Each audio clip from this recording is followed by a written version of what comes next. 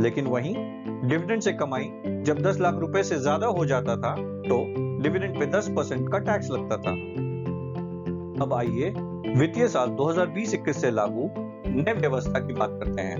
2020-21 से कंपनियों को डिविडेंड डिक्लेयर करने पर कोई डीडीटी जमा नहीं करना पड़ेगा, क्योंकि इस साल के बजट में डीडीटी के प्रावधानों को समाप्त कर दिया गया है। यानी गवर्नमेंट अब कंपनियों से डिविडेंड पे टैक्स नहीं लेगी। तो फिर आखिर डिविडेंड पे गवर्नमेंट किससे टैक्स वसूलेगी? अरे भाई, आपसे करेगी। और किससे करेगी और कितना करेगी? तो वो इस बात पे निर्भर करेगा कि आप किस इनकम टैक्स स्लैब में आते हैं।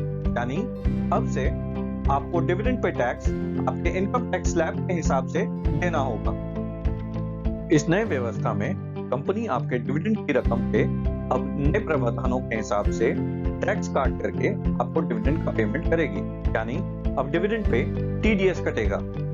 अगर आपको किसी भी कंपनी से डिविडेंड के रूप में 5,000 रुपए तक की कमाई होती है तब तो आपको कोई भी टीडीएस नहीं कटेगा। लेकिन अगर आपको किसी भी कंपनी से डिविडेंड के रूप में 5,000 रुपए से ऊपर की कमाई होती है तब आपके डिविडेंड पे कंपनी 10% का टीडीएस काट करके आपको डिविडेंड का भुगतान करेगी। ये टीडीएस आपके फॉर्म 26AS के स्टेटमेंट में भी नजर आएगा और इस टीडीएस को आप अपने इनकम टैक्स का रिटर्न फाइल करते वक्त क्लेम भी कर सकते हैं। टीडीएस को फॉर्म 26AS में कैसे चेक करते हैं, ये जानने के लिए नीचे डिस्क्रिप्शन बॉक्स में दिए गए वीडियो को लिंक को क्लिक करिए और देखिए, या फिर ऊपर राइट साइड में दिए गए इस लिंक को भी क्लिक करके देख सकते हैं। अब नए प्रावधानों के हिसाब से मैंने आपको बताया कि फाइनेंशियल ईयर 2020-21 से कंपनियां आपके डिविडेंड के रकम पे 10% का टीडीएस काटेगी। लेकिन आपको ये भी जानना बहुत जरूरी है कि कोरोना के चलते गवर्नमेंट ने 14 मई 2020 से टीडीएस के परसेंटेज को 25% कम कर दिया है। यानी कि 14 मई 2020 से 10% के बजाय 7.5% के दर से डिविडेंड पे टीडीएस काटा जाएगा और ये रिलैक्सेशन 31 मार्च 2021 तक रहेगा। आइए अब नए प्रावधानों को कुछ एग्जाम्पल्स के माध्यम से समझते हैं।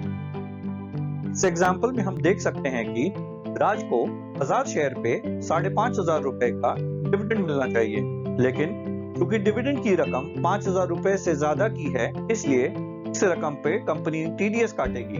अब क्योंकि कंपनी ने ये डिविडेंड 14 मई के पहले डिक्लेयर किया है इसलिए इस डिविडेंड पे कंपनी ने 10% का टीडीएस काटा होगा और राज को नेट डिविडेंड के रूप में 4,950 रुपए ही मिला होगा और जो 550 रुपए का टीडीएस काटा गया है वो राज अपने 2021-22 के असेसमेंट ईयर के आईटी रिटर्न फाइल करते समय क्लेम कर सकता है।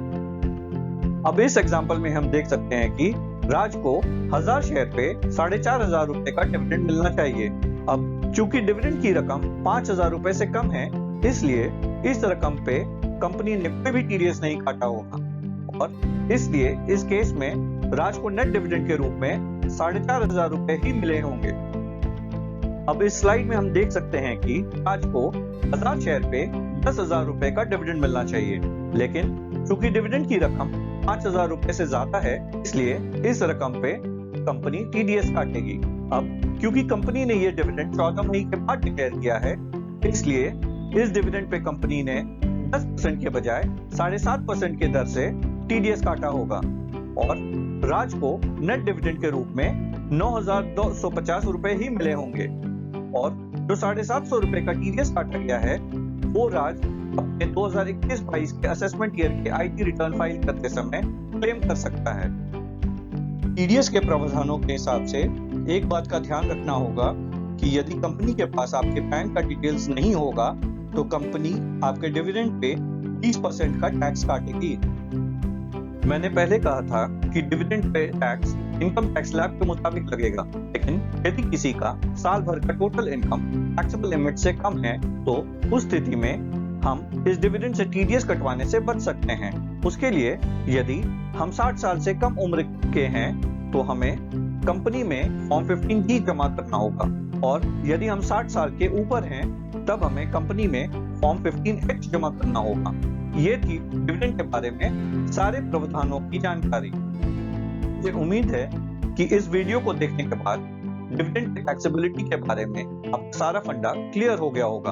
अगर यह वीडियो आपको पसंद आया तो कृपया इस वीडियो को लाइक करिए और अपने फ्रेंड्स, फैमिली और कोलीग्स के साथ शेयर करिए।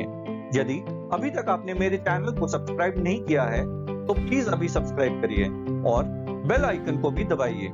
इससे मेरे फ्यूचर वीडियोस के बारे में आपको नोटिफिकेशंस मिलते रहेंगे। इस वीडियो को देखने के लिए आपका बहुत बहुत धन्यवाद।